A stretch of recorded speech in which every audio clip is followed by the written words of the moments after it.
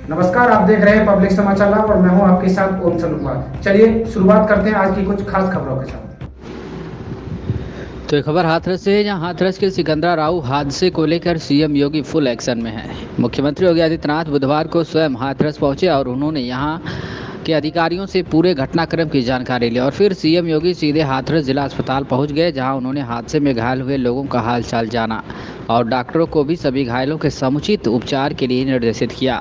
यही नहीं, बरसते पानी के बीच सीएम घटनास्थल पर भी पहुंचे, जहां उन्हें अधिकारियों ने पूरा घटना का ब्यौरा दिया। उल्लेखनीय है कि मंगलवार को हाथरस के सिकंदरा राव में भोले बाबा के सत्संग कार्यक्रम में मची भगदड़ में सैकड़ों लोगों की जान चली गई थी। सीएम योगी ने तुरंत एक्शन लेते हुए 3 मंत्रियों की टीम और मुख्य सचिव व डीजीपी को तत्काल हाथरस के लिए रवाना किया था। यही नहीं, सीएम ने घटना की जांच के लिए एडिशनल डीजी आगरा और मंडलायुक्त अलीगढ़ को नियुक्त किया और 24 घंटे में रिपोर्ट सौंपने के भी निर्देश दिए। इसके अलावा सीएम ने मृतकों के परिजनों को 2-2 लाख और घायलों को 50-50 हज़ार रुपये की सहायता राशि देने का भी ऐलान किया है। योगी ने घायलों के समुचित उपचार के लिए दिए निर्देश। हादसे के एक दिन बाद मुख्यमंत्री योगी आदित्यनाथ बुधवार को हाथरस पहुंचे।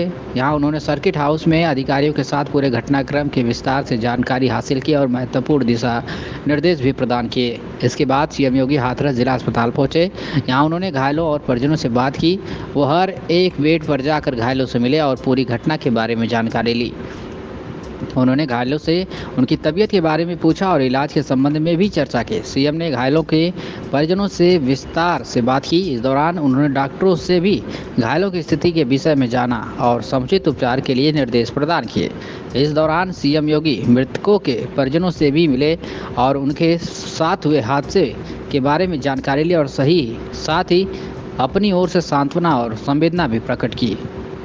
वही मीडिया से बातचीत करते हुए उत्तर प्रदेश के मुख्यमंत्री योगी आदित्यनाथ ने क्या कुछ कहा है, आप सुनिए।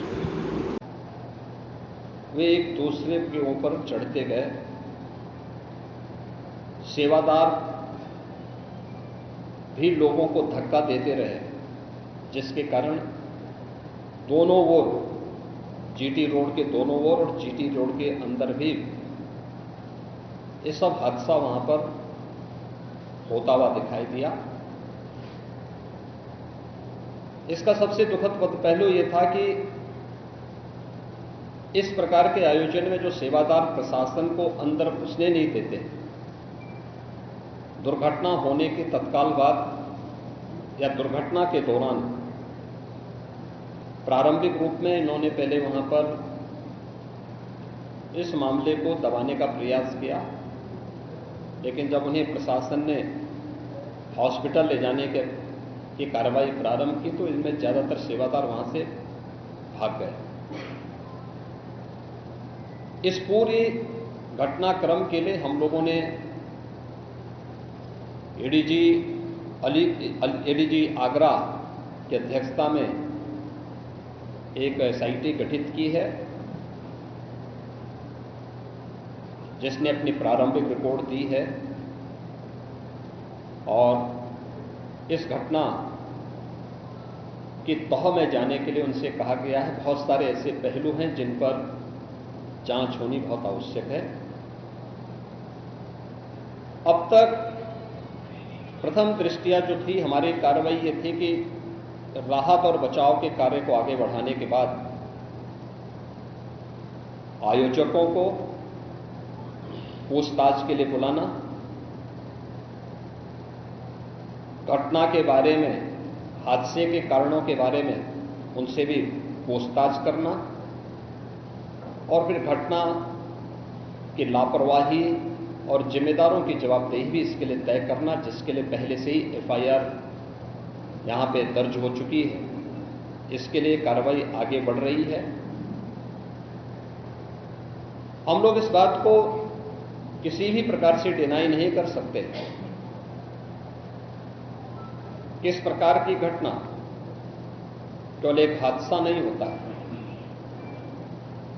अगर हादसा भी है तो उसके पीछे कौन जिम्मेदार है, और अगर वह घटना घटित हुई है तो इसके पीछे हादसा नहीं तो साजिश किसकी है। कौन इसके पीछे है, इन सभी पहलुओं को लेकर के राज्य सरकार ने तय किया है कि हम इसका एक जुडिशियल इंक्वायरी भी करवाएंगे।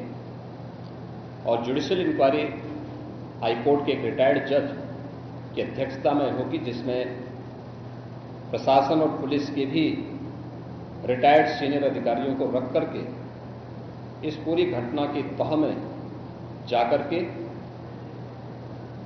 जो भी इसके लिए दोषी होगा उन्हें इसकी सजा देना और इस प्रकार की घटना की पुनरावृत्ति न हो,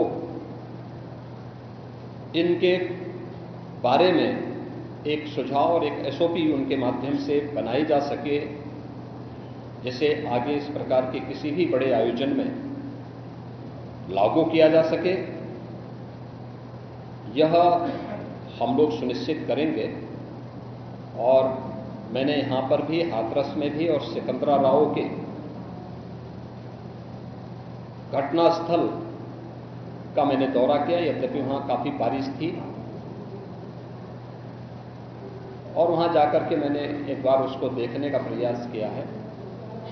यद्यपि प्रशासन ने पहले से इसके मैप भी बना के तैयार किए थे और भेजे भी थे, लेकिन हादसे के कारणों की प्रारंभिक व्यवस्था देखी जा सके, इसको देखने के लिए वहां पर मैं स्वयं गया था। और हमारे 3 मंत्री यहाँ पर कल से ही कैंप कर रहे थे। मुख्य सचिव और पुलिस महानिदेशक भी यहाँ पर कल से ही कैंप कर रहे हैं। सीनियर अधिकारीगण भी यहाँ पर पुलिस और प्रशासन के अधिकारीगण यहाँ पहले से ही कैंप करते हुए इस पूरी घटना के लिए जिम्मेदारों की जवाबदेही तय करने की भी दिशा में आगे कार्रवाई की जा रही है, जिसमें कुछ विशेष दल बनाए गए हैं, जिनमें अलग अलग जनपदों में उनकी कार्रवाई अब प्रारंभ होगी और प्रारंभिक जांच के बाद आगे की कार्रवाई को हम लोग आगे बढ़ाने का कार्य करेंगे। यह यहाँ की घटना के बारे में था और जुडिशियल इंक्वायरी के बारे में आज ही इसके नोटिफिकेशन शासन के द्वारा भी जारी हो जाएगी। महाराज जी,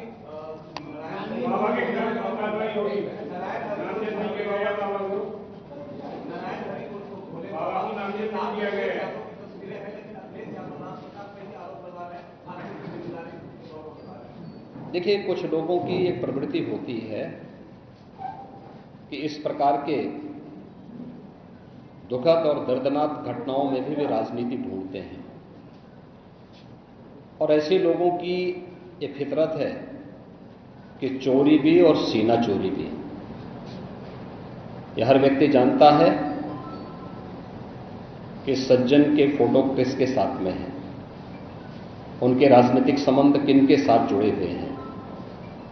तो स्वाभाविक रूप से आप लोगों ने इस बात को देखा होगा कि पिछले दिनों रैलियों के दौरान इस प्रकार की भगदड़ कहां मचती थी और कौन इसके पीछे थे, और मुझे लगता है उसकी तह में जाना आवश्यक है। जो लोग निर्दोष लोगों के जीवन के साथ खिलवाड़ करते हैं और उनकी जवाबदेही भी इसके साथ तय होगी।